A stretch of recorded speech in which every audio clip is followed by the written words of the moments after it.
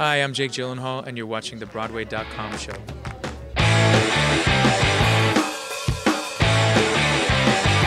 Welcome to the Broadway.com show, your one-stop Broadway news and buzz shop, or as we like to think of it, the online show that taught transparent you don't have to be on a network to be cool. Let's get started with the news. What's the buzz, Beth? She won an Oscar for the hit movie musical Dreamgirls and played a stage diva on Smash, and now, finally, Jennifer Hudson is making her Broadway debut. J. Hud will star in John Doyle's stripped-down revival of The Color Purple. Instead of taking on the leading role, the Grammy winner will play the sexy, self-assured Shug Avery. With Oprah among the show's producers, you know this is going to be the hottest ticket on Broadway. As Liz, not Beth, would say, WTF! The Idina Menzel-led If Then, which also stars LaShans, Anthony Rapp and Broadway.com vlogger James Snyder, has announced it will shutter on March 22nd. The Tom Kitt and Brian Yorkie tuna about a woman leading parallel lives will, at the time of its closing, have played 29 previews and 401 performances at Broadway's Richard Rodgers Theatre. It's sad, but we're just going to have to let it go. This week, the Roundabout Theatre Company announced that British actress Sienna Miller will replace Emma Stone as singer Sally Bowles in the Broadway revival of Cabaret. Miller, whose career is on a high at the moment with parts in the Oscar bait flicks Foxcatcher and Clint Eastwood's American Sniper, will tread the boards from February 17th until the show's run ends on March 29th. Tony winner Alan Cumming will continue his role as the MC in the Perfectly Marvelous production, which is co-directed by Sam Mendes and Rob Marshall. A new masked man is getting ready to haunt the Paris Opera House. After current headliner Norm Lewis departs the hit musical on February 7th, James Barber will keep the music of the night alive, becoming the 15th man to officially play the legendary role on Broadway.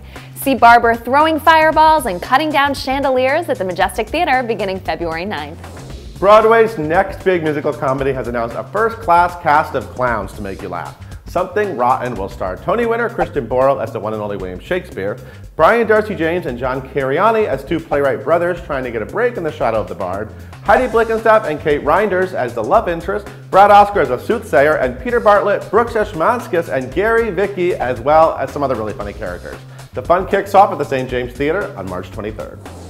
Hi, my name's Leanne Cope and you are watching the Broadway.com show. The tweet of the week comes from newly announced Something Rotten star Brian Darcy James, who was struck by some cinematic inspiration. Brian wrote, "I call dibs on Michael Keaton's Birdman dressing room at the St. James." Okay, Brian, you can have Keaton's dressing room if you also promise to levitate, walk through Times Square in your underwear, and magically move the Rum House from 47th Street to 44th Street. Deal? You can follow this Broadway fave at Brian Darcy James. Each week, we're teaming up with Culturalist.com to bring you a fun pop culture challenge. This week, in honor of the 72nd Annual Golden Globe Awards, we asked which nominees you would like to see make their Broadway debuts. Broadway.com editor-in-chief Paul Wontorek chose Birdman's Edward Norton as his top pick, while I went with Fargo standout Allison Tolman.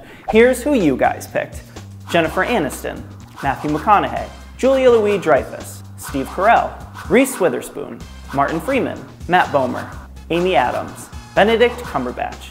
And your number one pick, Emily Blunt. Check back on Broadway.com this week for a brand new Cultural List challenge.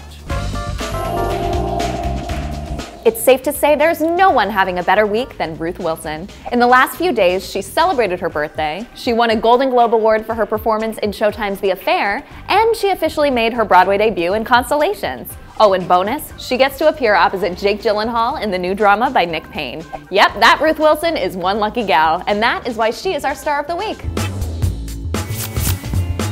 Martin Short, Katie Finneran, and Malik Pancholi have joined the starry lineup in It's Only a Play. I asked the cast of this showbiz farce which behind-the-scenes theater job they'd like to try. Their answers are this week's Pop Poll.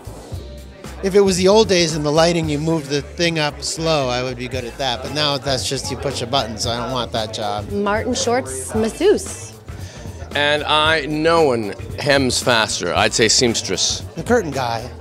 But they have to do other things too. I'm very conflict avoidant, and I like to make sure people are happy, so I think I'd make a good dresser.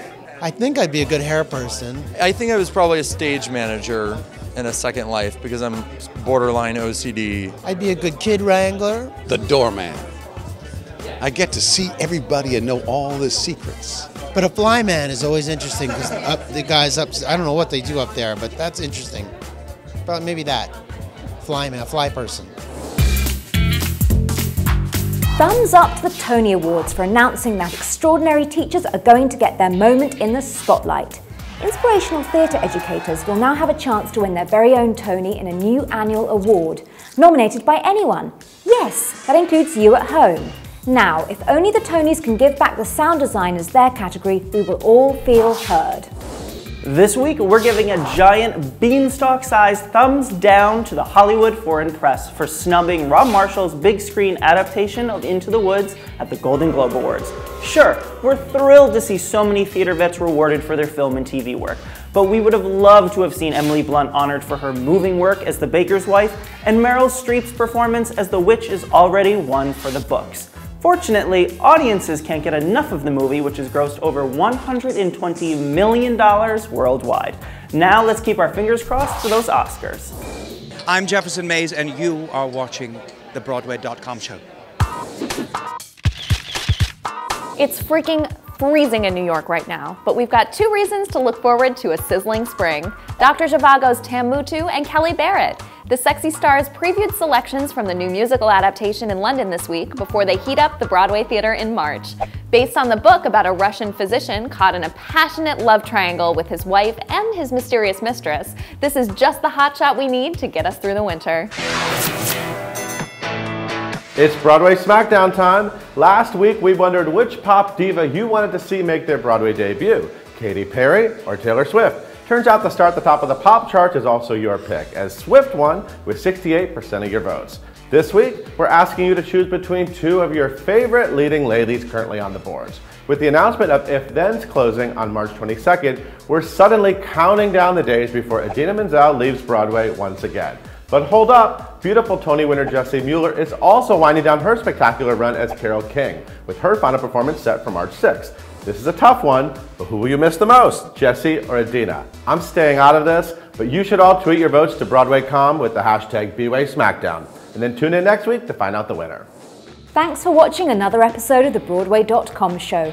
We leave you with former Wicked diva Shoshana Bean's cover of Let It Go, which you voted for over Lea Michele's Glee version. See you next week.